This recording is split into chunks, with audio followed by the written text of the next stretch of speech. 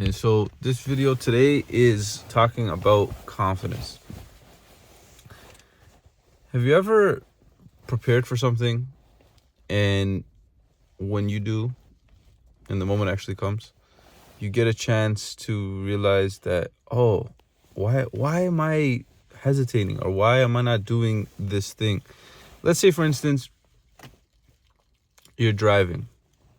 I'm using the example because I'm in a car. Let's just assume you're driving, right? And usually you drive home and work every day. And let's say you meet someone that you're trying to impress. Let's say it's a potential manager, or you're driving your manager home, or something along those lines, where it just everything is the same in terms of you commuting home, or you're just driving like you normally do. But for some reason, now that this individual is there with you, or just a part of the dynamics has now changed, your confidence gets impacted. So that's what this video is talking about, is the overall importance of confidence in doing things. I believe personally is confidence is very necessary to success. You have to be confident in a lot of things you're doing. So going back to that example, you could be driving every day and all of a sudden something changes. Whatever it may be, maybe you drive normally and behind you is a police officer. And for whatever reason now is your confidence has now changed for some reason. I'm just giving these things as a perspective, as a point. There could be so many other examples to use as well. You'll notice that the reason why you're not doing the same good job or the same action that you normally do effortlessly is because of your confidence. So I want to emphasize this point. There's about a lot of skills, and there's many things you can do out there in the world. But one thing that's very necessary in the success of it is confidence. And I wanted to emphasize this today on this video, is just sharing the importance of being confident when you're doing a task. And so we kind of know what causes people to kind of mess up or be successful. Have you ever met someone where they're just so confident in what they're doing? They might not even be good at it, and they might even know they're good at it. They're not delusional, but they're confident. And those people usually have this good thing about them, for instance, that even you take well to it. In some cases, it impacts you. It can spew into you as well. So if someone's being confident, it might lead you to be confident. That's how it's contagious. So I want to emphasize that is there's people out there that, yes, they lack confidence, but then there's people out there that they do really well with confidence. And it's important to realize a lot of times people think it's an innate ability, but I personally believe it's certainly not. It's not something, yes, you can be born with it, but it's also something you can grow to have. And don't think that there's people out there in the world that are confident and then there's people out there that are not, and you're not one of them. If you fall into the category of someone that's hesitates or isn't confident in doing a lot of things. So we've talked about, what is the cause for doing things well or not, which is confidence. We've talked about, is it like an innate thing? Is it something you're born with, or is it something that you can grow and develop, right? And we've talked about, we've now discussed that it is something that you can develop and the importance of it, right? So I wanted to talk about that, is the importance of being confident is very necessary because it impacts people, it impacts yourself, and it makes you, more importantly, more confident to do new things. That's what you should be doing in your life, is you should be trying new things and be confident in trying new things. Think about a child, like a kid. Life is so new to them and they're so wide-eyed, they're looking at everything. Therefore, that enables them to be wide-eyed and accept these new experiences. And whether it be walking, just seeing things, seeing colors for the first time, seeing a plant, seeing a tree, seeing outside snow. It's good for your brain and body to have that exposure to new things. It's very good in your development. And the reason why I'm relating that to confidence is that a lot of times when we're doing something, either it be we've done often or something we're just trying new, our confidence is what shies us away from doing that thing. So I wanted to emphasize that is try to actually try new things. It's very helpful for you, and it can help you with your own confidence. And it might make you realize you're good at certain things more than you think, or even if you're not good, you're willing to try. And you should tell yourself that, hey, at least I'm trying new things, and that will help your confidence. And the importance of this overall is just making sure that there's a benefit in doing these things. And so what I mean by that is you want to make sure you're always doing new things, because your brain will develop and have a good time, learn from it, apply in other situations. You're exposing yourself. Going back to the kid example, they're so wide-eyed, they're enjoying life, they're happy because they're excited about the day because there's something new happening. It's usually something new. As where, for instance, hypothetically, let's say there's a person that's an elder who is now just sitting in bed because they can no longer move, or they've just experienced everything they needed to do. They get bored, and their mood changes. It's not happy, it's not optimistic a lot of times from my experiences. When I see people that have done things and they do it in repetition and they only follow what they know, they don't tend to be excited. And it's good for the chemicals being released in your brain to be excited about new things. And a lot of times it's just doing new things. And again, that's linked to confidence. You have to have the confidence to do these new things. And so that's how they're all intertwined, I would say. The $1 million question would be is how do you become confident, right? So I made the argument that you don't always have to be born with confidence. You can develop confidence. And the answer to that question is simply repetition. And so in addition to one way of gaining confidence is trying new things, and just that's teaching your brain, okay, I can do things, I should try it regardless if I'm scared of it or not. But another thing, if you're actually trying to master something, let's give an example of chess. Like someone plays chess and it's their first time playing, and they play the game and they want to get good. They want to become, like, let's say, a grandmaster in chess and compete with people, either be a hobby or professionally, whatever it may be. Is when they play against the computer, they play against another person, they get destroyed and they lose, and it ruins their confidence when they're doing things. And that makes them shy away from taking another repetition towards it and doing it a second time, then doing a third time, doing a fourth, doing a fifth. Excuse me. And that really diminishes your ability to be successful in a skill, is your confidence. So a great way to gain your confidence is just simply by repetition.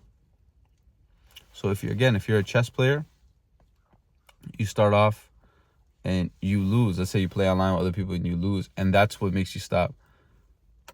You're not going to get better. Like, do you expect yourself on the first try to get better at things? And that's something I would tell myself in studying, when studying used to be really challenging for me. Let's say I was learning a new theory or a new concept. It would be very challenging for me to understand, and I'd be upset when I'd really get frustrated with myself for not learning it, because it's supposed to, I'm going to be tested on it, or there's going to be a project on it, etc. And so I'd really be hard on myself in the sense of, why am I not being successful? Why am I not memorizing it properly? Oh, I'm going to do bad. These were all things that at the time, in retrospect, was diminishing my confidence.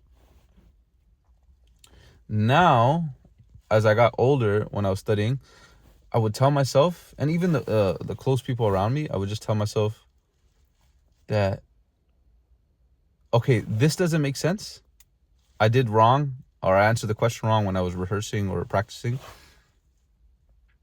But that's what I'm here for. That's literally why I'm here. The same way a basketball player or soccer player or a football player, the same way they're going to miss shots in practice. But the whole point is you're supposed to miss it in practice. You're supposed to Miss it in practice, that's step one, actually. Then your next step should be is what did I need to do differently? As a basketball player, did I shoot too much to the left? Did I shoot too much to the right? Did I put too much power? Was it too little power? Should I have a higher arc? Same thing with soccer. With football, was I not reading the play properly? Was there things that I could have done to avoid it? These little nuances, you gain that, like your brain is processing as you practice. And when your brain practices, it teaches you confidence. Now, one might say practice, like how do I can practice alone, but then when I go out there, I'm not the same person anymore. I don't do well in let's say public or in front of people. But that's the point. That in itself is practice. You should do that more and more as well. So you should be driving people, let's say take the initiative to drive people more and more. If you're very shy and hesitant when someone's in the car with you, is be comfortable in the environments that's making you uncomfortable. And the way you become comfortable in that is through repetitions. It's literally, that's what stops people from being successful a lot of times, is that failure. Sometimes it's the fear of failure. That's like the anxiety of it, of that's why people don't even want to do it. And then there's people that do it and then they fail and they had this expectation that I had to be successful on my first attempt of doing something new, or even if it's the 100th attempt of being something new, and then I failed in it. That's why I'm not going to do it anymore. It diminishes your confidence. But you have to ask yourself, if you want to be, especially an expert or a master at something, the formula of it is literally failure. That has to come with it.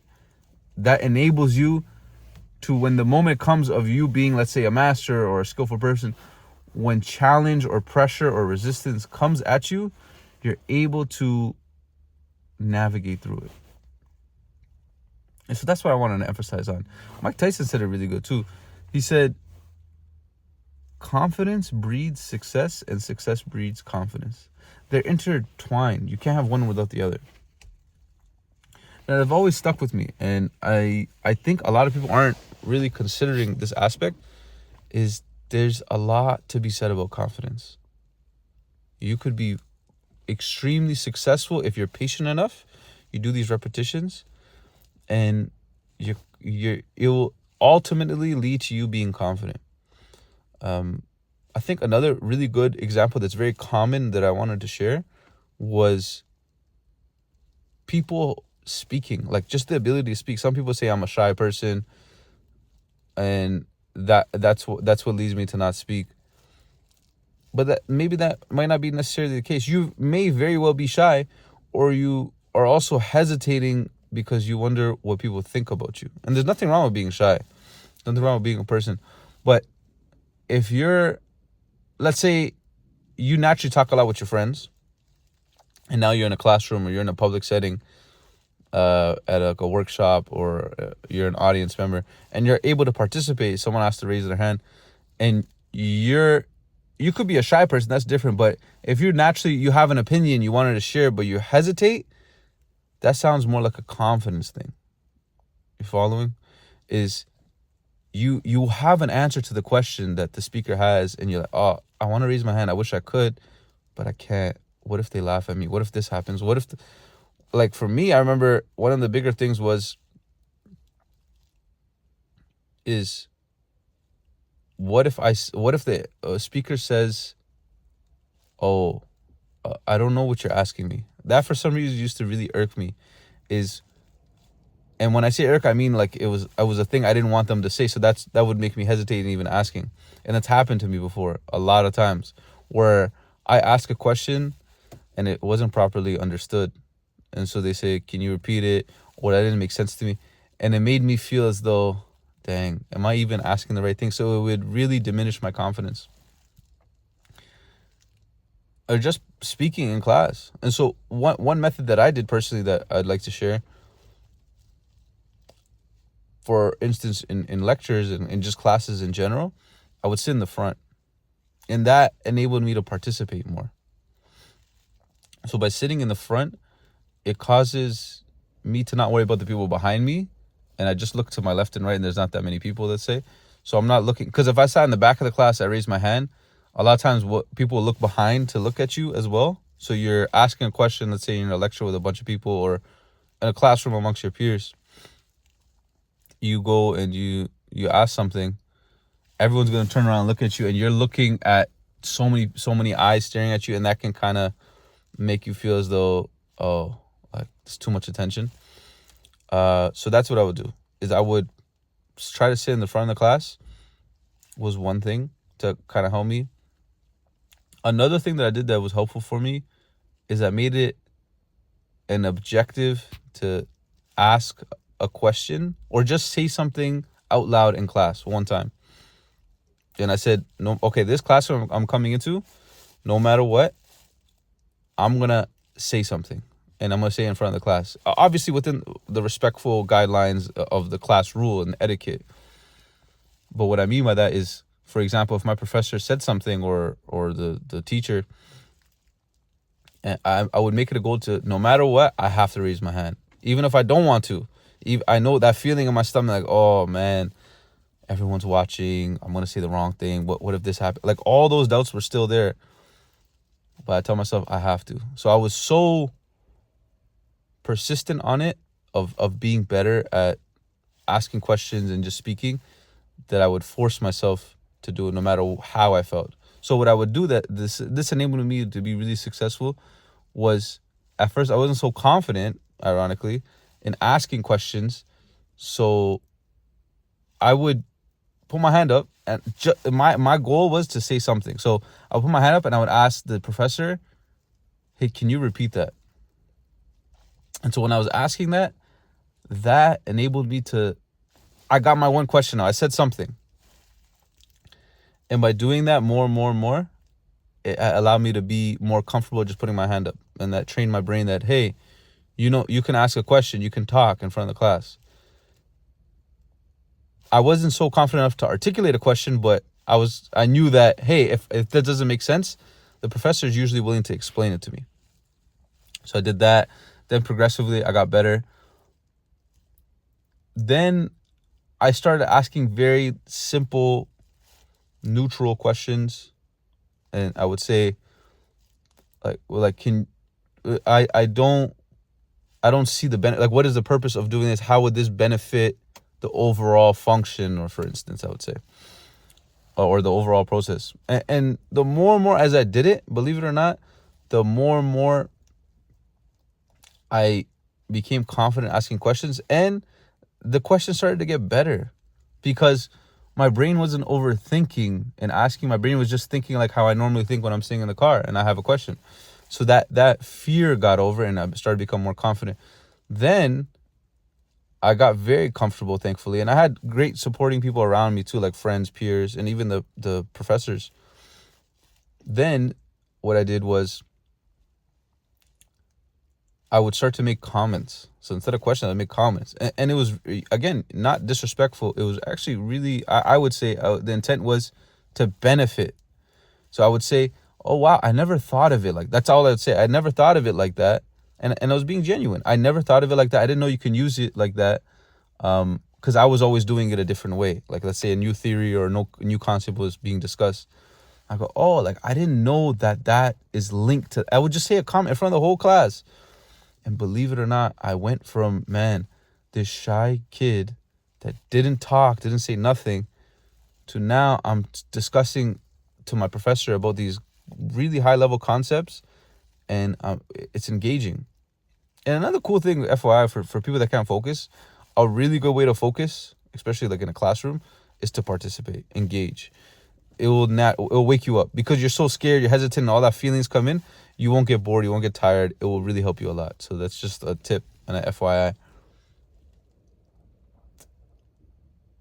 Then, it's so interesting, man. Wow. Then what ended up happening was when there was times for like when we do workshops or breakout groups. So we'd be in a classroom, let's say there's 100 people hypothetically. Then we split up into groups. Let's say, I don't know, 3 groups or something like that. 3 people in a group, something along those lines. And then you would have to present in front of the class. So 3 to 5 people present in class. Before we would do it, and I would be like, oh man, like I don't know what's gonna happen, who's gonna present, or who's gonna make stuff, or are we gonna split it up, and it would make me feel uncomfortable. But believe it or not, man, I slowly started taking the initiative of asking questions. Then my group members would ask me, hey, can you speak? Because we know you're confident. You're the confident one. Can you speak in front of the whole class, the whole lecture, for our part of the presentation or whatever it may be? And I would keep like a face and just keep it neutral. Like I wouldn't react to that statement. And I would be shocked though internally. I'd be like, I'm the shy guy. What do you mean I'm the confident one? I'm the one that I really nervous to present. But again, your identity changes. How people perceive you change, and how you perceive yourself changes when you become more and more confident. And your identity is very necessary, especially as a young person trying to develop, or an older person. Your identity is very necessary. How you identify yourself, how people identify you. And a great way to have a great identity is your confidence in doing something. If you're confident enough, more importantly, you not only do you help yourself, but you can actually help others. Imagine a person that's out there, and when you come around just from your confidence, that enables them to feel more good in doing better things. So for instance, you might being confident enough to speak about the truth and be helpful and be just, like stand for justice. You just being there and show, like saying your point, or supporting someone and being confident supporting someone that's saying something right, is that will almost put like an energy in them, like a battery. And you need more and more in that. We need the world to be more confident. And I get it. Like people say things and that's what makes us stop things. Don't get me wrong. I completely understand. But progressively, even for me, like with this YouTube thing, it's like talking in front of a camera. I have so much respect for people that talk in front of a camera, because I feel weird to talk in front of a camera. To be completely honest, I don't know how to do it. I don't know what I'm doing. But again, I'm just putting my repetitions in and I'm learning as I go. And I've started to see small nuances of myself, little subtleties, get better from speaking on camera. And it's nice. I get to see the progression and it's recorded. So I can actually see my day one on camera versus whatever day this is. And it's beautiful, man. So if that's the thing, that there's nothing wrong.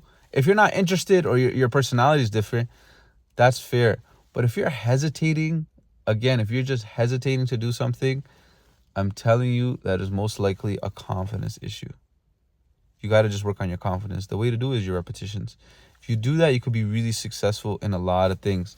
And again, start in baby steps. Like I always say, you don't need to tell anyone you're doing stuff if that's just going to mess you up. Or it doesn't have to be like, again, going back to the example of in the classroom, you don't have to speak up in front of the classroom if you feel you have people in your environment that's going to destroy your confidence. That's a big thing too, is surround yourself with people that enable and bring out that skill that makes you more confident. If you're in an environment, people are going to say bad things and it's just not going to make you feel good. I get it. And maybe one day you can even ignore those feelings. But right now in these baby steps, maybe go to these workshops, go to an environment that actually makes you feel good for speaking out. Like you go to a place that's neutral. You don't have any friends. Go to take an initiative, like sign up for a workout shop in the library, something, anything. Go to a store. When you're in the store, maybe just start talking to one of the workers, because they're willing to talk. They want to talk to you to get you a sale or service. But do it. I'm telling you. And it's okay. It's okay to mess up. You're going to mess up. And that's normal. And I'm in that path too. I'm trying to figure it out as I go. But I won't allow myself to degress and get worse. I want to get more and more confident. I want to get more and more better. Because why not, man?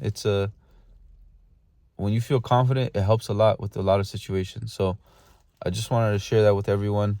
And I wish you all a great day. Take it easy. Bye.